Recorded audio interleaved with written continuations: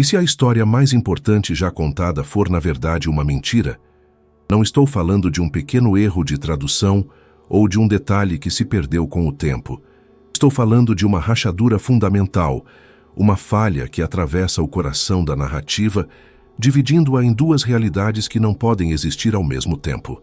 Há 2000 anos, o mundo debate sobre uma única figura. Milhões de pessoas seguem seus ensinamentos, mas, na prática, elas adoram duas pessoas completamente diferentes que por acaso têm o mesmo nome: Jesus de Nazaré, Isa, filho de Mariam. Para um lado, ele é Deus, que desceu à terra para morrer pelos pecados da humanidade. Para o outro, ele é um dos maiores profetas, um homem que Deus resgatou de uma morte humilhante na cruz. Cristianismo e islamismo. Dois pilares da fé que honram o mesmo homem, mas discordam no ponto mais crucial de todos. Quem ele era, o que ele veio fazer e qual foi o seu fim. Durante séculos, teólogos e historiadores tentaram resolver essa equação.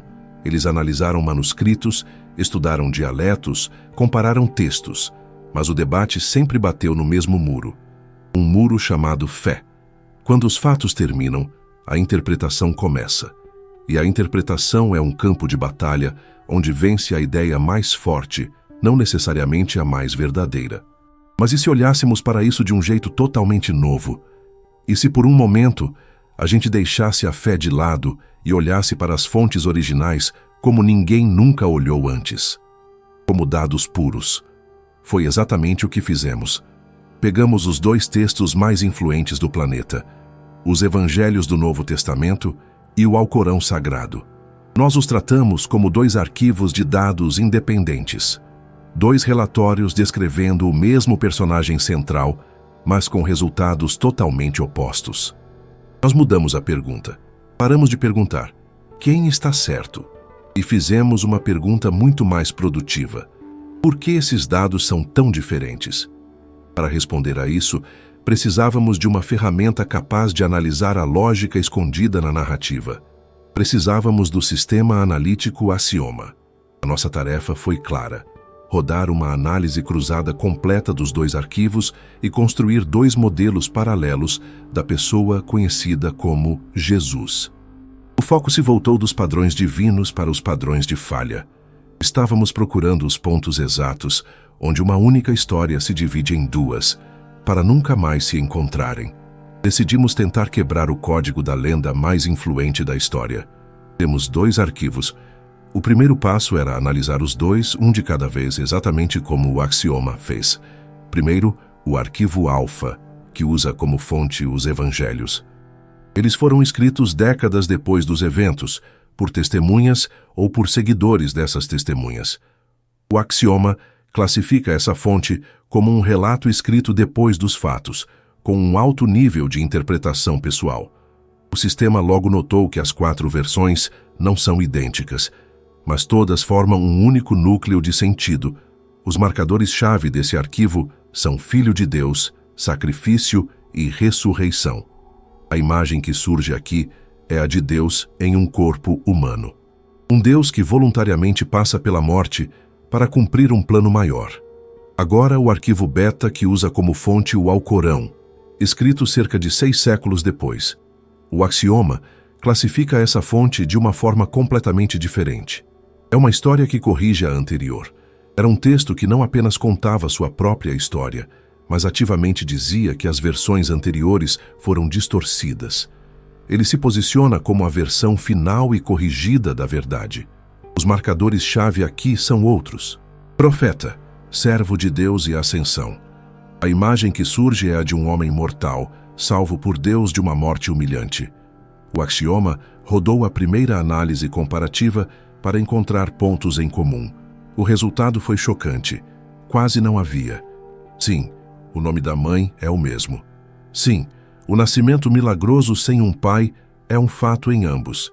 Mas a análise do Axioma mostrou que mesmo esses elementos comuns servem a propósitos opostos. O sistema emitiu um alerta: detectada incompatibilidade fundamental de dados. Tentar fundir esses dois arquivos levaria a um colapso lógico. O Jesus do arquivo alfa e o Isa do arquivo beta Eram mais do que interpretações diferentes, eram duas entidades. O sistema começou pelo básico, a análise linguística. Nos evangelhos, as palavras mais usadas por ele são reino dos céus, Pai, amor. No Alcorão, os discursos de Isa são dominados por Alá, adoração, sinal. A análise do axioma foi brutal. A probabilidade de que esses dois conjuntos de discursos pertençam à mesma pessoa é menor que 1%. Isso era só o começo. A máquina, então, passou a analisar a estrutura da história. O caminho de Jesus nos evangelhos desenhava um arco trágico, enquanto o de Isa no Alcorão formava um arco heróico. Uma história foca na salvação através do sacrifício, enquanto a outra foca na salvação do sacrifício. A rachadura era real. Agora, precisávamos encontrar onde ela começou. Nossa investigação vai começar pelo começo de tudo. O milagre que, ironicamente, se tornou a primeira pedra da divisão. O nascimento virginal. Nós tínhamos o ponto de partida.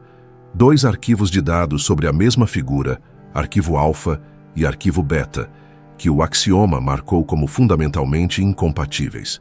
Estamos parados na borda do abismo que separa essas duas versões da realidade. Era hora de dar o primeiro passo para dentro dessa fenda, começando pelo começo. A análise começaria pelo evento que, à primeira vista, deveria ser a ponte perfeita entre as duas narrativas. Mas, na verdade, ele funcionou como a primeira carga explosiva na fundação de tudo. Falamos do nascimento. Ambas as tradições, cristã e islâmica, concordam em uma afirmação impressionante. Esse homem nasceu de uma virgem. Um milagre. Parece ser um terreno comum, um fato inegável aceito pelos dois lados. Mas essa é uma ilusão perigosa. Carregamos no axioma todos os textos referentes ao seu nascimento.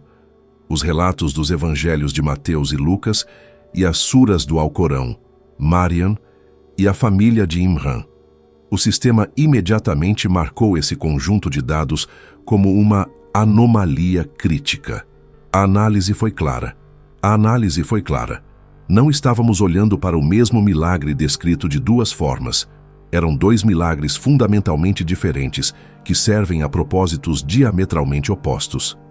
Para descobrir como o mesmo conceito criava 2 verdades opostas, era preciso dissecar cada versão. Começando pelo arquivo alfa, os evangelhos. Aqui, a história do nascimento não é apenas uma nota biográfica. É o começo da história que explica toda a fé. No Evangelho de Lucas, capítulo 1, a história começa. O arcanjo Gabriel aparece para a jovem Maria em Nazaré. Suas palavras definem a natureza da criança. Ele diz que o menino será chamado Filho do Altíssimo. E quando Maria naturalmente pergunta como isso é possível, o anjo entrega a frase-chave: o Espírito Santo virá sobre você. Assim, o ente santo que nascer será chamado Filho de Deus. O axioma analisou esse diálogo e identificou sua função principal. Aqui, o milagre do nascimento é o jeito de Deus se tornar homem. O milagre deixava de ser um simples ato de criação para se tornar um ato de descida. O objetivo desse milagre é estabelecer quem Jesus era em sua essência, desde o primeiro segundo. Ele era apresentado não como um homem a ser escolhido, mas como o próprio Deus feito homem. O nascimento virginal é o evento necessário para quebrar a corrente da descendência humana e introduzir no nosso mundo algo de natureza completamente diferente. O Evangelho de Mateus reforça essa imagem. O anjo diz a José para não ter medo, pois o que nela foi gerado é do Espírito Santo. O nome que ele deve receber é Jesus, que significa Deus salva. O motivo é claro, porque ele salvará o seu povo dos pecados deles. A missão está ligada à sua natureza única, antes mesmo dele nascer. O axioma resume a análise do arquivo alfa. O nascimento virginal era a ferramenta indispensável para explicar o paradoxo do Deus-homem. Sem esse milagre, toda a ideia do sacrifício pela humanidade perde sua base lógica. Ao abrir o arquivo beta, o Alcorão, nos preparamos para ver como exatamente a mesma peça da trama pode ser virada em 180 graus. A 19ª sura do Alcorão leva o nome dela, Maryam. A história começa de forma parecida. Um anjo aparece a ela e anuncia: a dádiva de um menino puro. A reação dela também é de espanto, mas a resposta do anjo é a chave para toda a compreensão islâmica desse milagre. Ele diz: assim disse o teu Senhor, isso para mim é fácil, e faremos dele um sinal para os homens. Ao analisar essa frase, o axioma detectou imediatamente a mudança fundamental. A ênfase muda totalmente da natureza daquele que nasce para o poder daquele que cria. O milagre ali servia como prova, não da divindade de Isa, mas da onipotência de Alá. É um sinal, uma demonstração de que a vontade de Deus não está limitada pelas leis da natureza. O Alcorão, inclusive, usa a lógica para destruir qualquer argumento sobre a divindade de Isa. A comparação é direta. Para Deus, Isa é como Adão. Ele o criou do pó e disse seja, e ele foi. A lógica é simples. Se a criação milagrosa de Adão, sem pai nem mãe, não faz dele um Deus, então o nascimento milagroso de Isa, sem um pai, também não o torna um. O texto ainda desfere um golpe final. Na cena mais dramática, Maryam retorna ao seu povo com o bebê. Eles a acusam. Seguindo uma ordem divina, ela apenas aponta para a criança no berço. E o bebê fala. A primeira fala de Isa no arquivo beta define toda a sua essência. Em verdade, sou o servo de Alá. Ele me deu o livro e me fez profeta. Pense nisso. A primeira coisa que ele faz é definir seu status. Servo de Alá. Não filho de Deus. Não salvador. Um servo e um profeta que receberá um livro. Aqui vemos como o mesmo evento foi usado de maneiras completamente diferentes. Enquanto o sistema cristão usava o evento para estabelecer a natureza divina do herói, o sistema islâmico o usava para estabelecer o poder absoluto de Deus e a natureza humana do profeta. Isso é necessário para reafirmar o monoteísmo. O axioma visualiza isso como duas trajetórias lançadas do mesmo ponto, mas em direções opostas. O vetor alfa aponta para a crucificação, para a ideia de um Deus que sofre. O vetor beta aponta para o céu, para a ideia de um homem que é salvo por Deus. Esse impulso inicial, dado no momento do nascimento, é tão poderoso que define não apenas quem eles eram, mas o que eles vieram dizer. A palavra cria o mundo. Cada frase dita por um líder define a realidade para quem o segue. O axioma já tinha identificado duas naturezas fundamentalmente diferentes, criadas no momento do nascimento. Um era o Deus homem, o outro, o profeta humano. Se a natureza deles é tão diferente, suas palavras não podem ser as mesmas. Não pode ser a mesma música tocada em dois ritmos diferentes. Tem que ser duas sinfonias separadas, escritas para públicos diferentes, com objetivos diferentes. Para testar isso, ativamos um dos protocolos mais complexos do axioma. Nós o instruímos a rodar uma análise profunda de todas as falas, parábolas, sermões e comandos atribuídos a Jesus no arquivo alfa e a Isa no arquivo beta. A tarefa não era apenas listar os tópicos, era descobrir a matriz de ensino. Entender a arquitetura da mensagem, ver qual mundo exatamente as suas palavras estavam construindo. Os resultados mostraram duas visões de mundo incompatíveis. Começando pelo arquivo alfa, os evangelhos. Quando o axioma processou esse conjunto de dados, ele identificou três pilares centrais que sustentam toda a mensagem. O primeiro e mais importante pilar é o reino dos céus, ou reino de Deus. Essa frase aparece dezenas de vezes. Mas o que ela significa? A análise do sistema mostra que não é um lugar no mapa, nem um novo governo. É um conceito confuso, quase paradoxal. Em um momento, Jesus diz que o reino está próximo, ou está dentro de vós. É algo que pode ser acessado aqui e agora, através de uma mudança interna. Em outro momento, ele ensina a rezar, venha o teu reino, falando sobre um evento futuro. O axioma classifica isso como uma realidade dinâmica. Era mais que um simples conjunto de regras. Era o projeto de uma nova forma de existir, que exige uma transformação radical da pessoa. Mas como entrar nesse reino? A resposta estava no segundo pilar, o amor. E não qualquer amor, mas um amor sacrificial e incondicional. Jesus pega os antigos mandamentos, ame a Deus e ame ao próximo, e diz que toda a lei depende disso. Ele fazia mais do que adicionar uma regra. Ele mudava todo o sistema operacional. O foco muda da obediência externa para o estado interno do coração, e ele leva isso a um limite chocante. Amem os seus inimigos. A análise do axioma define isso como um princípio de quebra de ciclo. É um chamado para sair da lógica do olho por olho, para responder ao mal com um bem ilógico.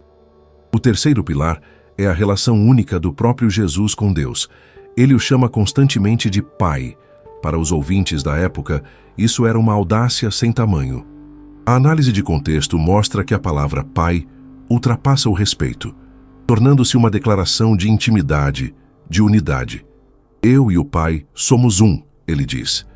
Ele deixa de ser apenas um professor que fala sobre o reino e se torna a própria porta para o reino, e finalmente o método de ensino. Ele fala quase que exclusivamente por parábolas, histórias confusas sobre sementes, filhos perdidos, trabalhadores de vinha. Por que não falar claramente? Ele mesmo explica que as histórias servem como um filtro. Elas escondem o significado de quem não está procurando, mas o revelam para quem está com o coração aberto. A parábola exige que o ouvinte trabalhe para encontrar o sentido. Girando 180 graus, abrimos o arquivo beta, o Alcorão. Buscamos as falas atribuídas a Isa, filho de Mariam. O axioma roda o mesmo algoritmo de análise, e o que surge é uma matriz completamente diferente. O primeiro e absoluto pilar do ensino de Isa é o Tawhid.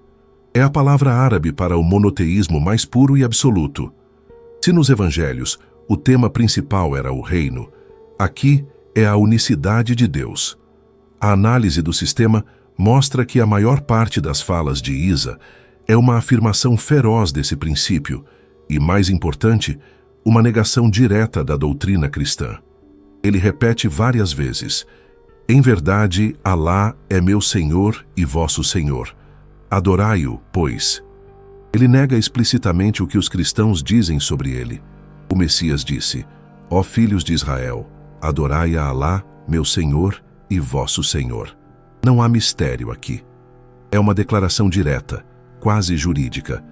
Sua missão principal ali não era abrir um novo reino, mas sim corrigir um erro teológico. O segundo pilar é a lei. Se no arquivo alfa Jesus parecia mudar a lei com o amor, no arquivo beta, Isa vem para confirmá-la.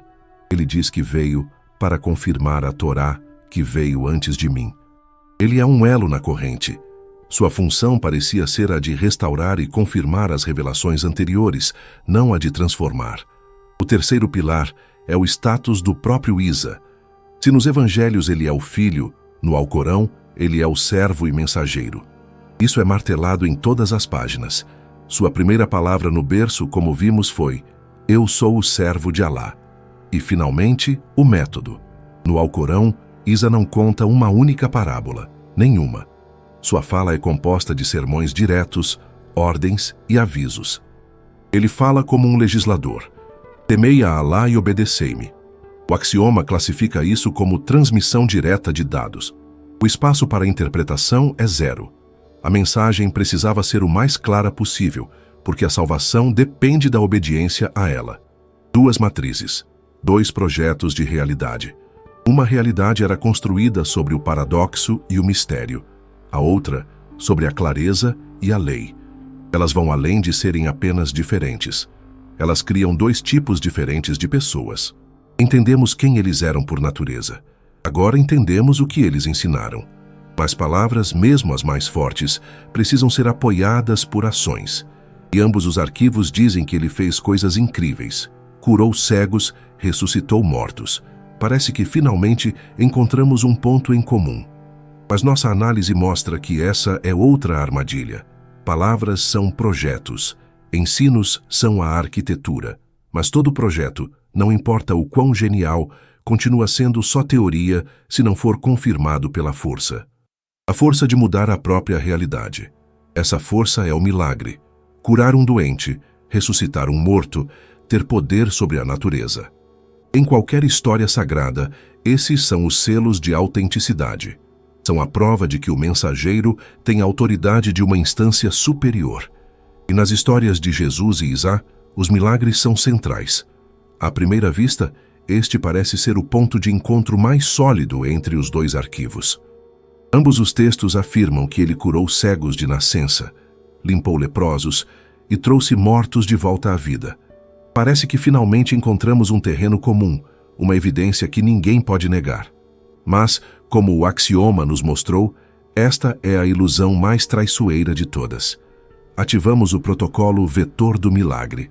A máquina recebeu a ordem de não apenas catalogar os atos sobrenaturais. Ela deveria analisar a função deles, o público e, o mais importante, o objetivo final.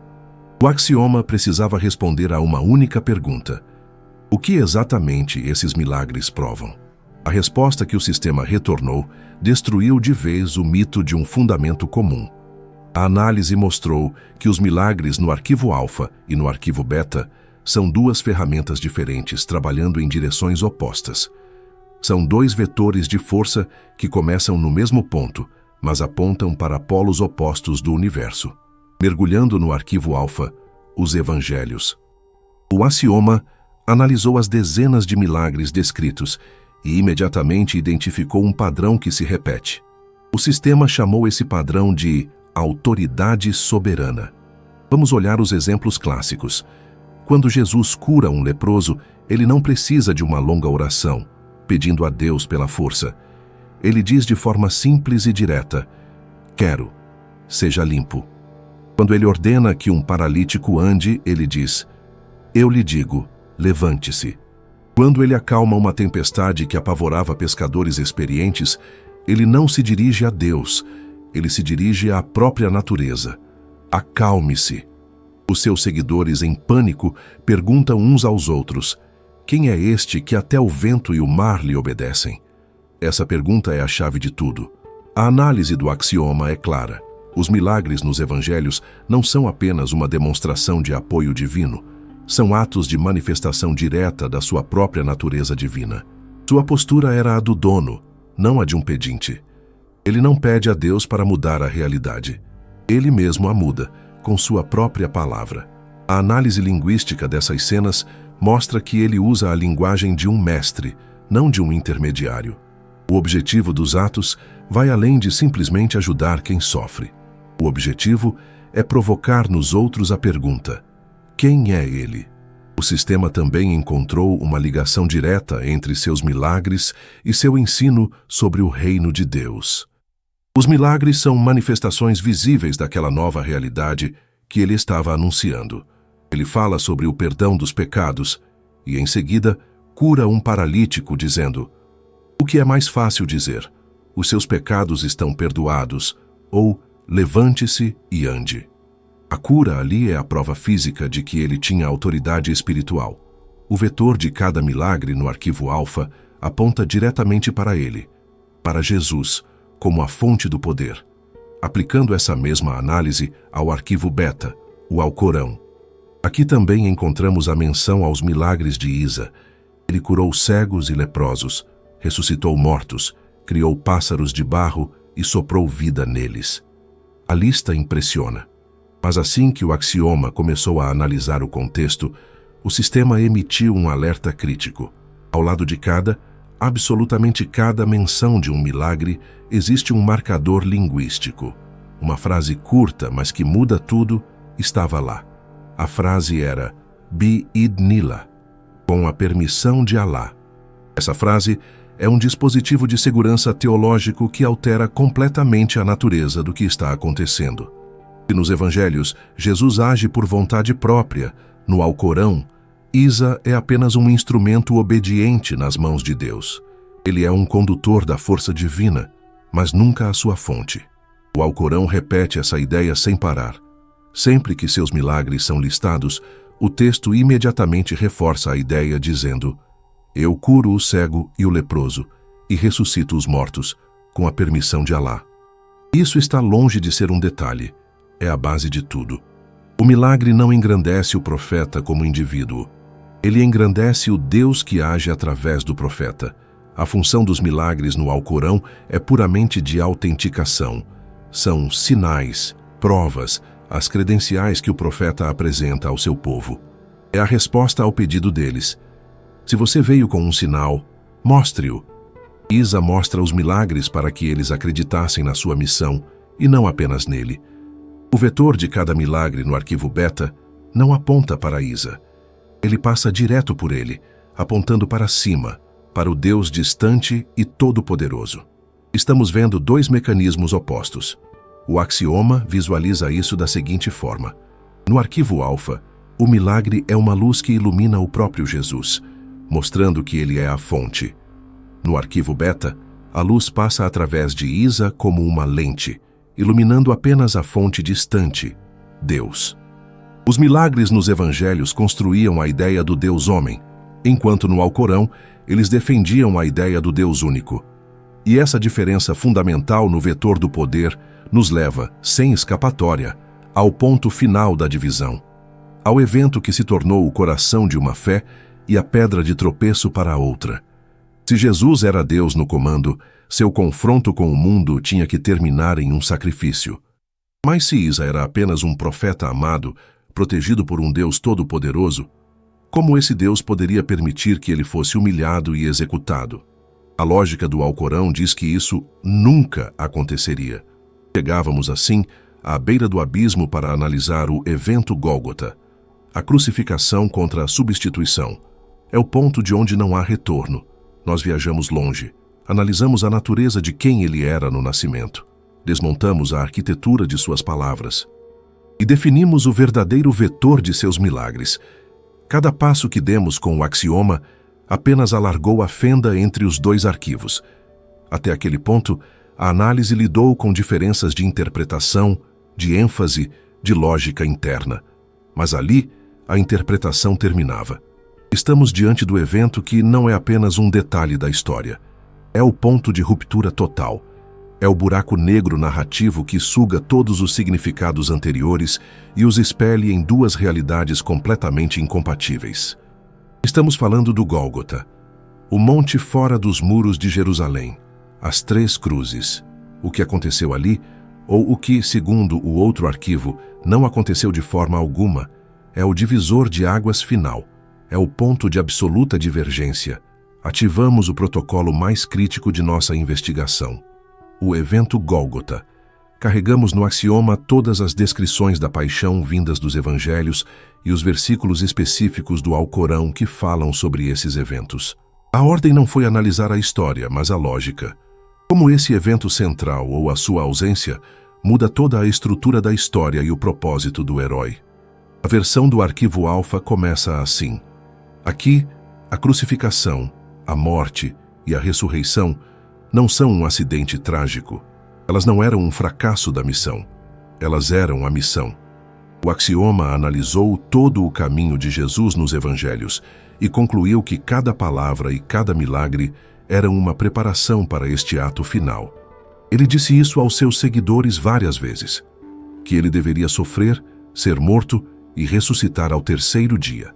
O sistema destaca a cena no jardim do Getsemane, na noite anterior. É um momento de agonia. Jesus, sabendo o que está por vir, reza. Pai, se possível, afasta de mim este cálice. Contudo, não seja como eu quero, mas como tu queres. O axioma classifica este momento como a aceitação consciente da necessidade trágica. Ele não está rezando por um resgate. Ele reza por força para suportar o que deve ser feito. E então a própria cruz, as horas de tortura e humilhação, seu grito final, que no Evangelho de João é "está consumado". O que estava consumado? O axioma analisa isso como o marcador final de conclusão da missão. O objetivo foi alcançado. O sacrifício foi feito. De acordo com a análise do sistema, a morte de Jesus na cruz, no arquivo alfa, deixa de ser um assassinato e se torna um sacrifício. É o pagamento pela dívida da humanidade. O axioma rodou uma simulação. Se você remover a crucificação dos evangelhos, toda a estrutura lógica desmorona. Sem a morte, não há pagamento. Sem o pagamento, não há salvação. E a ressurreição, que vem depois da morte, é a prova de que o sacrifício foi aceito. É o selo divino de aprovação em todo o projeto. Morte e ressurreição são os dois lados da mesma moeda. É o coração do arquivo alfa. Paramos tudo e abrimos o arquivo beta, o Alcorão. Aqui o texto fala com uma clareza fria, quase jurídica, como se estivesse emitindo uma correção oficial. Falando dos inimigos de Isa, o Alcorão diz que eles se gabavam. Nós matamos o Messias, Isa, filho de Mariam, o mensageiro de Alá. E logo em seguida vem a correção devastadora. Mas eles não o mataram, nem o crucificaram, mas isso apenas lhes pareceu. Eles não o mataram, com certeza. Pelo contrário, Alá o elevou para si. Fim da história. Ou melhor, o fim daquela história e o começo de uma completamente diferente.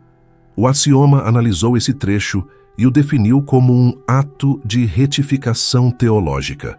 O Alcorão não debate os detalhes da crucificação. Ele nega o fato em si. A frase, isso apenas lhes pareceu, é a chave. A maioria dos teólogos islâmicos interpreta isso literally.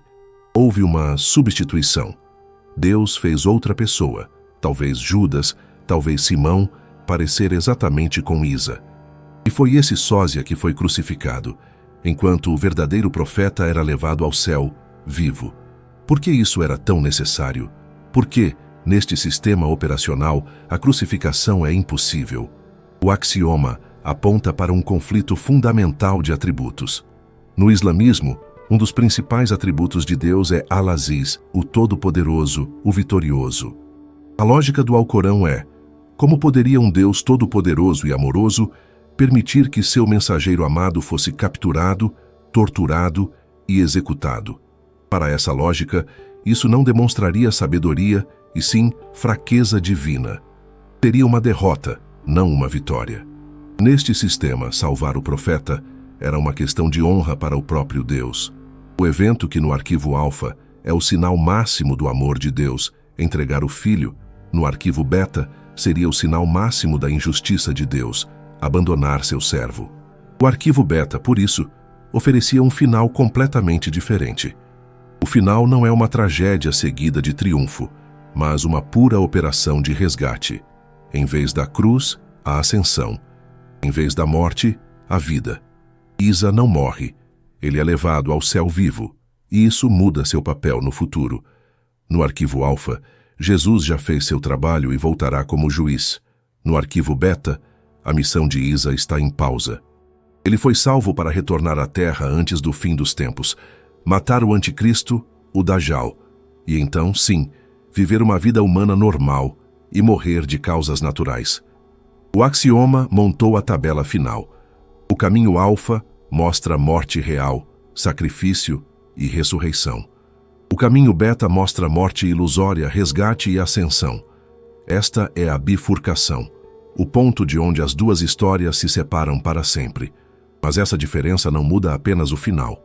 Ela muda, retroativamente, o próprio herói. Que tipo de homem caminha voluntariamente para a tortura? E que tipo de profeta age sabendo que no último segundo uma força divina o salvará? As almas deles não podem ser as mesmas. Estávamos parados na beira daquele abismo. O evento Gólgota. De um lado, um sacrifício real. Do outro, um resgate divino. A conclusão do axioma foi que esses dois finais exigem dois heróis diferentes. As almas deles não podem ser as mesmas. Mas até que ponto elas são diferentes? O que uma pessoa precisa sentir para caminhar voluntariamente para a própria execução? E como age um homem que sabe, com certeza absoluta, que Deus não permitirá que um único fio de cabelo seu seja ferido? As duas histórias não podem pertencer à mesma pessoa. Para provar isso, ativamos o protocolo de análise psicolinguística do axioma.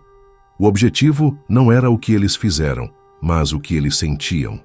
O sistema deveria construir dois perfis psicológicos baseados em suas palavras, reações e momentos de crise.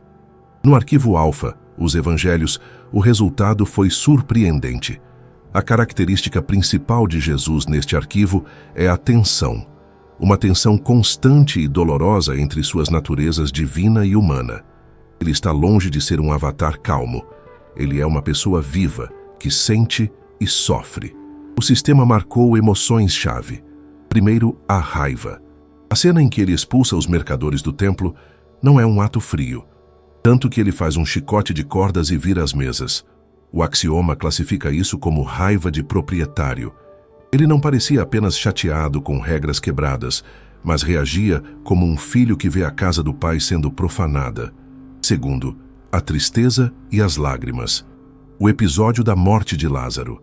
Jesus sabe que vai ressuscitá-lo em minutos. Então, por que ele chora? O texto diz que ele se comoveu profundamente. O axioma define isso como empatia radical. Naquele momento, ele não age como o Deus que vai fazer um milagre. Ele é o homem, em luto, sentindo a dor da perda junto com seus amigos.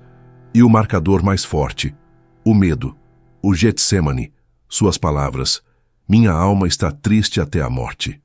Ele reza para que o cálice seja afastado. É o grito da natureza humana que foge da dor. É exatamente esse conflito interno que dá valor ao seu sacrifício. Se ele fosse para a cruz como um robô sem medo, não haveria sacrifício. É o seu terror humano que torna a sua obediência um ato de coragem.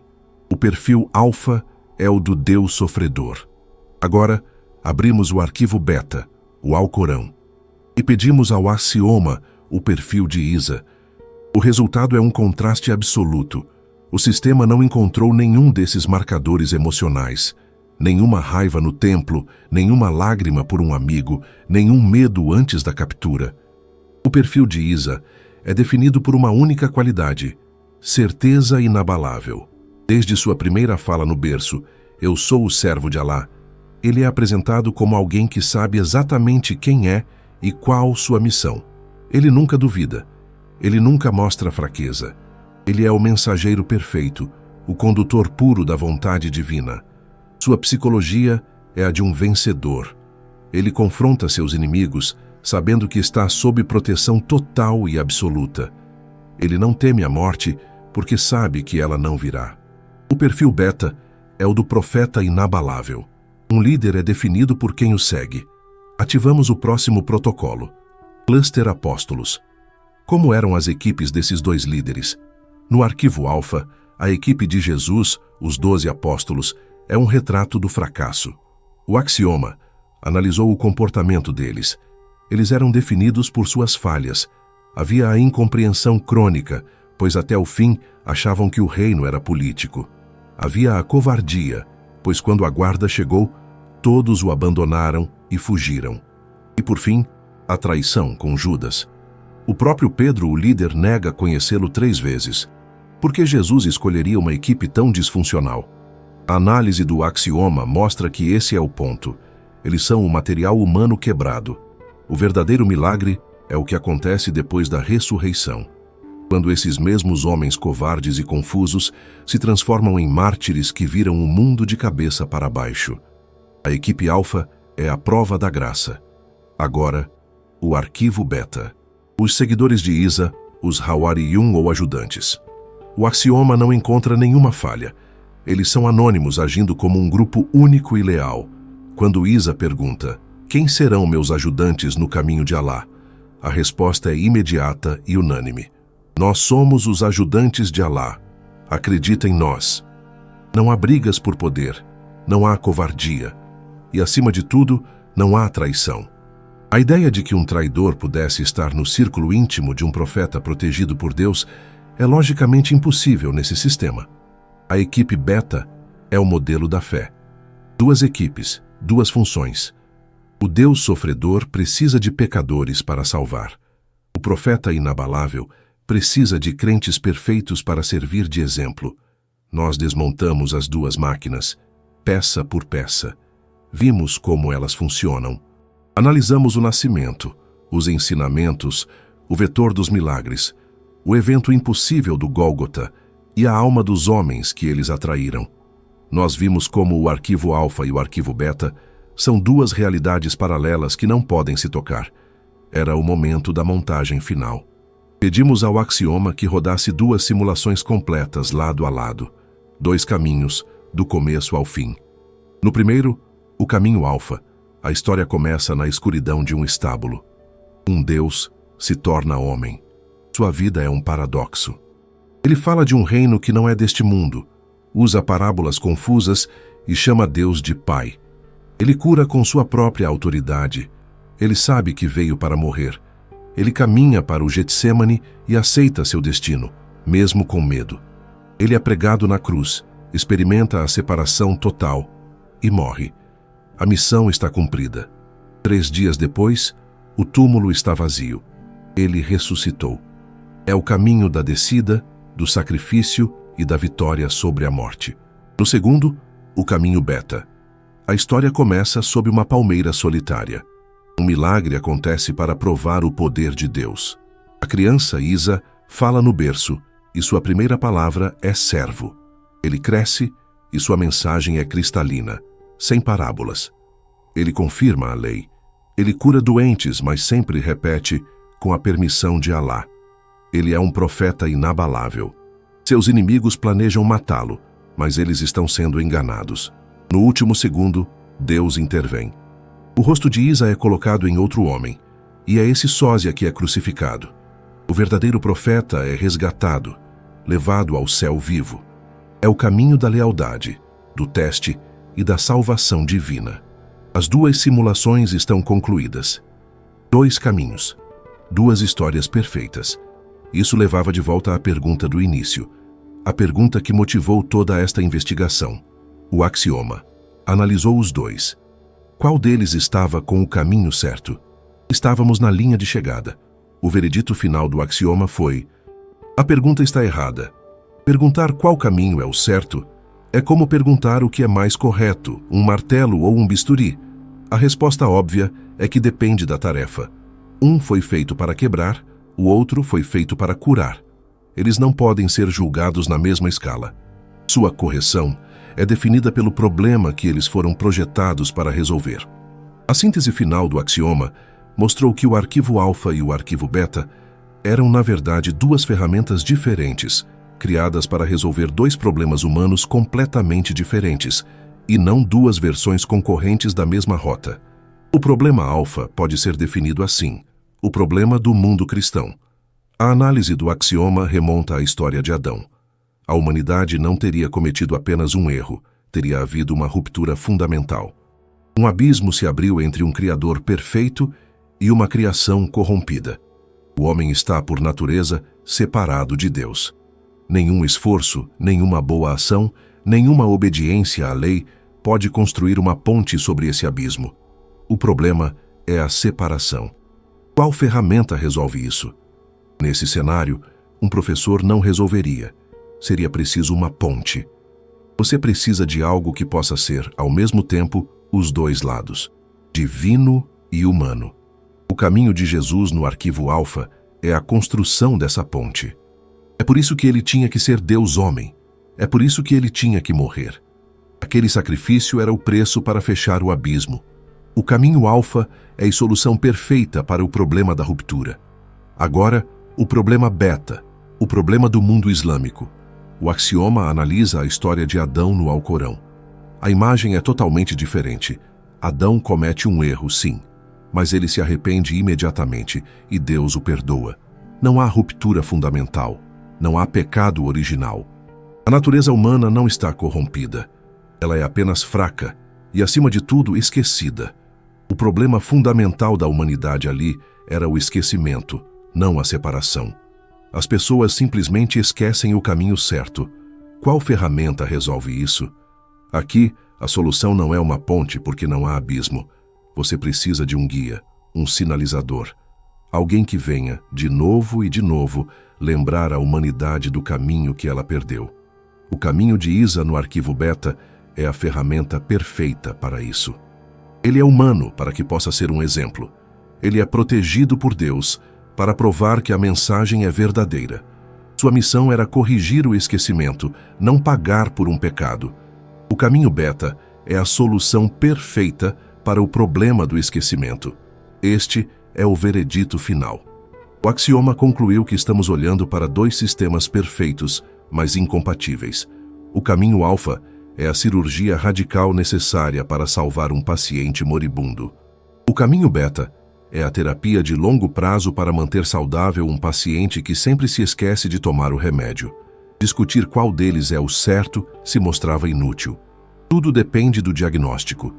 O conflito não surge porque uma das histórias é falsa. O conflito existe porque as duas deram diagnósticos diferentes para a condição humana. Nossa investigação terminou. Nós não encontramos o caminho certo. Nós encontramos dois. O axioma forneceu os dados. A arquitetura oculta das duas maiores histórias já contadas está exposta.